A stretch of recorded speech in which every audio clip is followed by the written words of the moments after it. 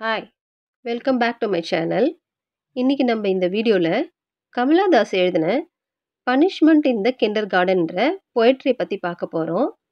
இந்த பொயட்ரியில கமலாதாஸ் தன்னோட சைல்ட்ஹுட் எக்ஸ்பீரியன்ஸை ஷேர் பண்றாங்க.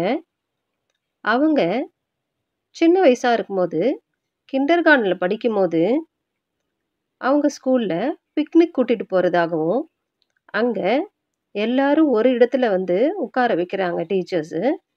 அந்த மாரி உட்கார்ந்திருக்கப்போ, கமலாதாஸ் மட்டும் தனியா போயி, ஒரு வேலியில இருக்கிற பூவ தன் முகத்துல வச்சுட்டு விளையாடிட்டு இருக்கிறதாகவும், அதுக்கப்புறம் வானத்துல இருக்கிற சூரியன பார்த்து, அதோட கதிர்கள ரசிச்சுட்டு இருக்கிறதாகவும் சொல்றாங்க.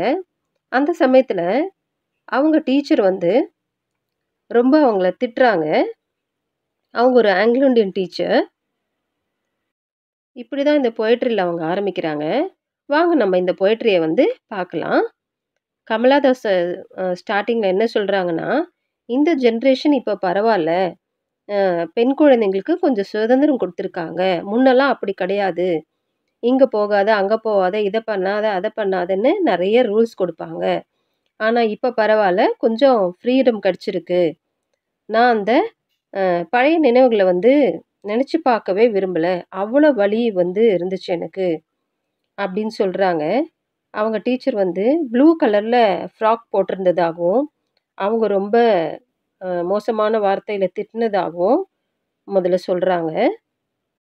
அவங்க அந்த வேலியில இருந்த பூவ ரசிச்சுக்கிட்டு இருந்தாங்க தனியா நின்னு. அந்த சமயத்துல அந்த சூரியனோட ஒளிக்கதிர் தேன் போன்ற கலர்ல இருந்ததா சொல்றாங்க. அப்ப அவங்க ரொம்ப பீஸ்ஃபுல்லா இருந்துச்சாம் அத ரசிச்சுட்டு இருக்கும்போது. அந்த சமயத்துல தான் டீச்சர் ரொம்ப திட்டி, அவங்க கூப்பிட்டதாக சொல்றாங்க. அவங்க டீச்சர் என்ன சொல்றாங்கன்னா, "நீ ஏன் மத்தவங்களோட சேர மாட்ற? நீ ஒரு பெக்கூலியரா இருக்கிற." அப்படின்னு சொல்லிட்டு ரொம்ப மோசமா திட்டினதா சொல்றாங்க. அவங்களுக்கு அது ரொம்ப ஆழமான வலியா பதிஞ்சதா சொல்றாங்க. அந்த சமயத்துல அ டீச்சர்ஸ் எல்லா குழந்தைங்களையும் குரூப்பா ஒரு புல்தரையில உட்கார வச்சு கரும்பு ஜூஸ் குடுக்குறாங்க. அந்த குழந்தைங்க அந்த கரும்பு ஜூஸ் ரொம்ப பிடிச்சு போயி ஒரு ஒரு சிப்பா குடிச்சிட்டு இருக்காங்க. அப்போ இந்த கமலாதாஸ் அழுதுட்டு இருக்கிறதாகவும், அப்ப அத பார்த்து இந்த குழந்தைங்கலாம் சிரிக்கிறாங்க. ரொம்ப வேடிக்கையா ஆயிடுச்சு அவங்களுக்கு. அப்ப அத அவங்க ரொம்ப ஹேப்பியா என்ஜாய் பண்றதாகவும், இவங்க அழறத பார்த்து அப்படின்னு சொல்றாங்க. அந்த டே ஃபுல்லா அவங்க ரொம்ப பெயின்ஃபுல்லா ஃபீல் பண்ணதாகவும், அந்த சூரியனோட வெப்பத்துல அவங்க முகத்த புதைச்சிட்டு இருக்கும்போது, அந்த பூவோட வாசனைய அவங்க முகர்ந்து என்ஜாய் பண்ணதா சொல்றாங்க. அந்த சமயத்துல அவங்களுக்கு வலியும் இருந்தது. அந்த சமயத்துல பூவோட வாசனை இவங்கள கவர்ந்ததா ரொம்ப சொல்றாங்க. அதுக்கப்புறம் இந்த டீச்சர் ரொம்ப திட்டும்போது, இவங்க மஃப்ளர் முகத்துல கட்டிக்கிட்டு இருந்ததாவும் குளுருக்காக. அப்ப அதிகமா இவங்களுக்கு அந்த வார்த்தைகள் காதுல விழல.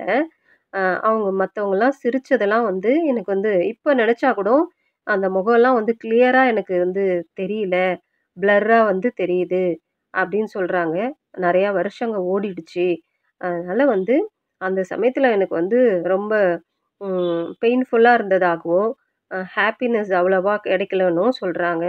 ரொம்ப அந்த சின்ன குழந்தையில அந்த திட்டுனது ரொம்ப பாதிச்சதா அவங்க ஷேர் பண்ணிக்கிறாங்க இங்க.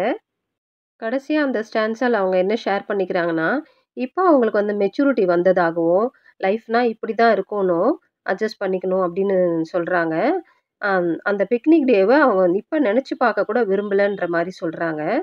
அவங்க இப்பவும் சரி, அப்பவும் சரி, இந்த சூரியனோட வெண்மையான ஒளிர்கதிர்கள நான் ரசிச்சுக்கிட்டே இருக்கிறேன் அப்படின்ற மாரி இந்த பொயட்ரி அவங்க முடிக்கிறாங்க. அவங்க பெயின்ஃபுல்லான ஃபீலிங்க இந்த பொயட்ரில ஷேர் பண்ணிட்டு, ஆனா லைஃப்னா இப்படிதான் இருக்கும்ன்ற மாரியும் சொல்றாங்க. அ ஆ தேங்க் யூ ஆல். இன்னும் எக்ஸ்ப்ளனேஷன் உங்களுக்கு பிடிச்சதுன்னா லைக் பண்ணுங்க, ஷேர் பண்ணுங்க, சப்ஸ்கிரைப் பண்ணுங்க. Thank you. Bye bye.